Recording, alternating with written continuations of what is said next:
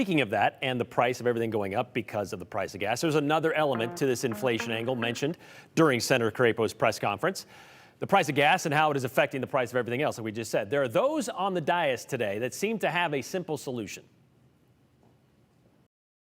We could create more good jobs across America and bring down the price of gasoline at the pump and provide some real relief to American consumers if we would just produce more energy here at home.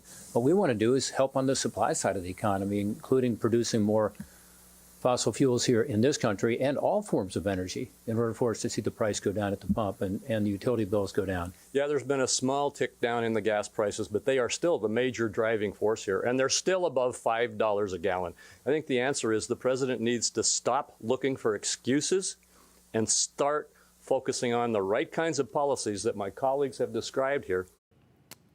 Senator Crapo said the policies of producing more product, right, which Senator Crapo and his colleagues say runs contradictory to the current administration. So who's to blame in all this? Remember back in March when President Biden and his press secretary, Jen Psaki, said the onus is on the oil industry to get to drilling because there were more than 9,000 oil leases out there on federal land just being unused. And they could have been doing some drilling, any onshore drilling at any time up to that point. Well, that's true.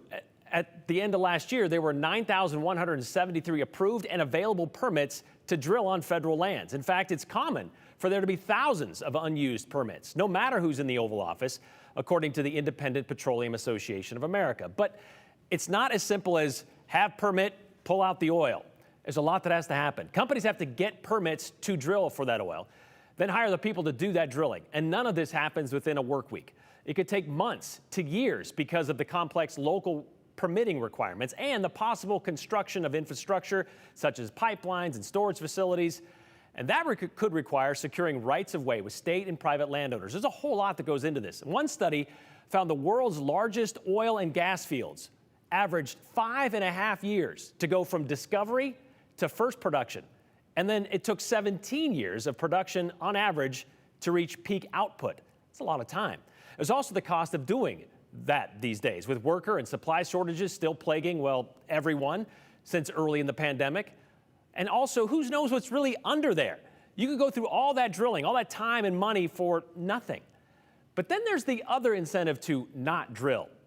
Even if you're sitting on proven reserves and you're a for-profit company relying on and reporting to investors, why not just hold on to that lease and that reserve as a way to attract investors for future dividends or even current ones? You've heard about the record profits being made by major oil companies these days, right? After losing $76 billion 2 years ago because of the pandemic bust, according to the Center for American Progress, the 5 major oil companies' first quarter profits totaled more than $35 billion in just 3 months. Wouldn't increasing that supply decrease those profits? Oh, and by the way, we are drilling. Back in 2018, we became the world's top producer of oil. And prior to the pandemic, U.S. oil production hit an all-time high, pulling out just shy of 13 million barrels a day. The most recent data available from the Energy Information Administration shows we are producing about 11.6 million barrels a day, still below what we were doing 2.5 years ago, but it's bouncing back, and drilling for oil and gas has gone up by 60% over the last year. Not that all of it stays here.